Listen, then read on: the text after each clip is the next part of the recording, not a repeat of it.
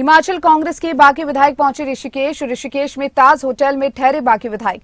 कांग्रेस के 6 बागी विधायकों के साथ 3 निर्दलीय विधायक भी मौजूद हैं। आपको बता दें, हिमाचल कांग्रेस में सियासी उठक पटक लगातार जारी और उसी बीच ऋषिकेश में बागी विधायकों को एक होटल में ठहराया गया है। ताज होटल में इनको ठहराया गया। कांग्रेस के 6 बागी विधायकों के साथ 3 निर्दलीय विधायक भी मौजूद हैं।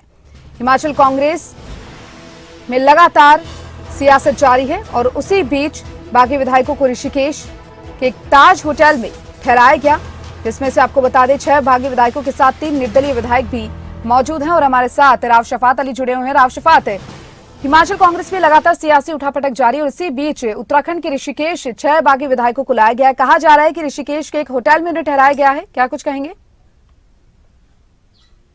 देखिए, इस वक्त हिमाचल सरकार पर संकट है। हालांकि इस तरह की परिस्थितियां देखिए उत्तराखंड में भी देखिए, जब तत्कालीन यहाँ हरीश रावत सरकार थी तो इसी तरह की परिस्थितियां पैदा हुई थी।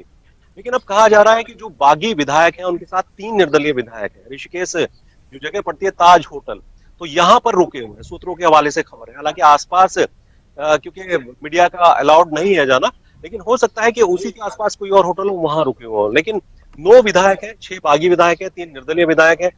हालांकि देखिए, शोकॉज नोटिस देने के बाद उनको सस्पेंड कर दिया गया था, बहुत बड़ा वजूद नहीं। लेकिन कोर्ट में क्योंकि मामला है, अगर उनकी सदस्यता वापस आती है तो फिर हिमाचल सरकार पर संकट गहरा सकता है। लेकिन अभी सिर्फ आंकड़े हैं कि अगर संख्या बल बीजेपी के पास ज्यादा हो जाता है तो हो सकता है कि संकट हिमाचल में सुक्खू सरकार पर नजर आए। लेकिन हाल फिलहाल की बात करें तो इस तरह का संकट नजर नहीं आता है।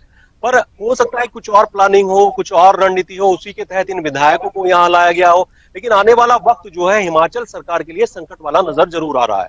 जी बिल्कुल राव शफात, साथ ही साथ ये भी कहा जा रहा है कि जिस होटल में इन बागी विधायकों को ठहराया गया है वहां पे कोई बीजेपी नेता भी इनके साथ में मौजूद है। उसके बारे में क्या कोई जानकारी आपके पास? जी, बिल्कुल ऐसी जानकारियां हैं कि बीजेपी के एक नेता नहीं है, बहुत सारे नेता बीजेपी के मौजूद हैं और बड़े वरिष्ठ नेता मौजूद हैं।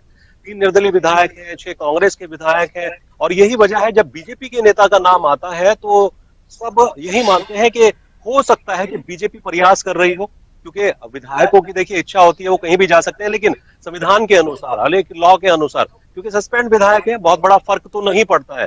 लेकिन अगर कोर्ट से उनको राहत मिल जाती है, सदस्यता बरकरार रहती है, तो बहुत बड़ा फर्क पड़ेगा। अगर ये विधायक और कुछ और विधायक बीजेपी के संपर्क में हो तो जाहिर सी बात है, समझना बहुत आसान हो जाता है कि वहां क्या होने वाला है, यानी हिमाचल में किस तरह की परिस्थितियां पैदा हो सकती हैं।